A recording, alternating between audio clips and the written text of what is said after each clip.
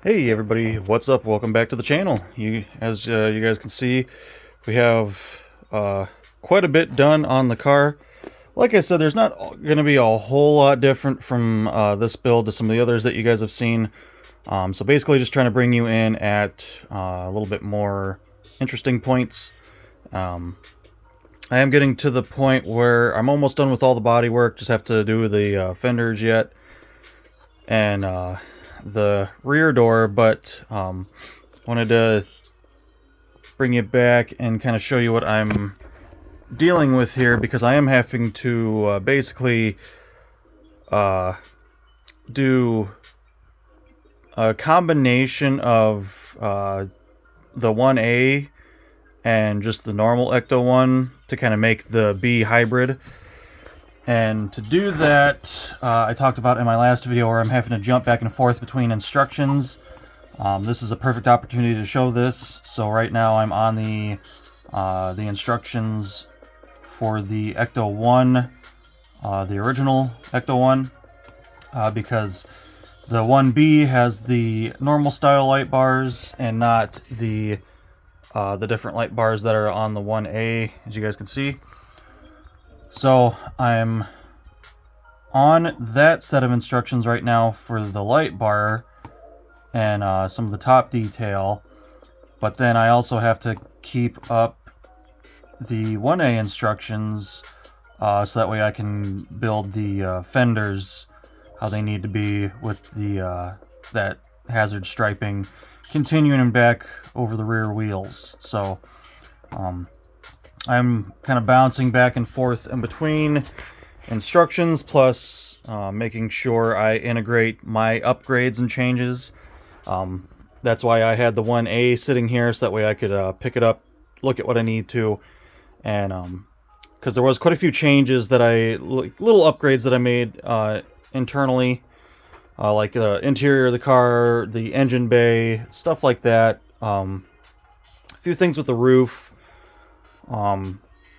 And then I'm actually to a point where I can put this car back up on the shelf, and then I'll need to grab the original version here, because I'm going to need to actually pull the rack off of this car, build just the outer portion of the rack how I built it here, because I did make quite a few changes from what the instructions tell you to do, just to make the rack look a little bit better. And so I've got quite a few things that I need to go through. The back door as well, I need to make sure I'm building the back door off of that version and not the one off of the 1A, because the 1A has a little bit different windows because it's got that hazard striping across the top.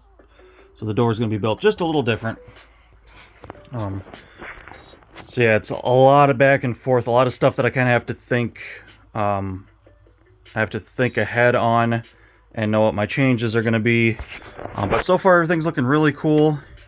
We open up the door here. You guys can see some of that 1B interior details, like all these various white boxes and stuff. We still have the computer. This above the jump seat there, that's different. That's for the 1B. So a couple little things. Like I said, my interior is a heavy mix of 1A and 1B.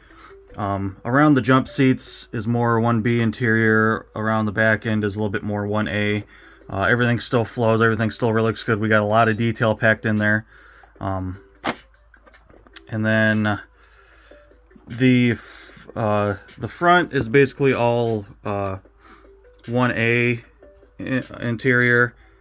So that's not focusing at all. Just some normal stuff in there. That really wasn't too hard. Engine bay, of course, I did a few little changes here and there,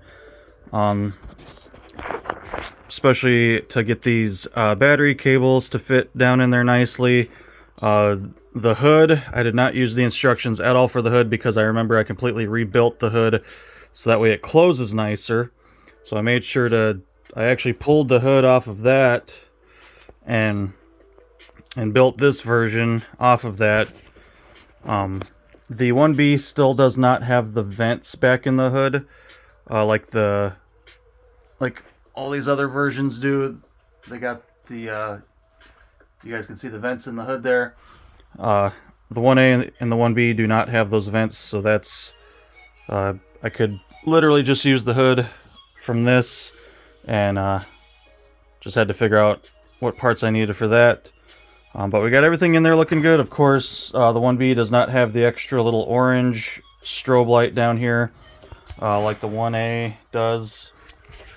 So we got that figured out. My redesign for the mount for the license plate that I've done on all the cars. My back sections to the lights are different. So just a lot of little things that I've changed and updated on the cars.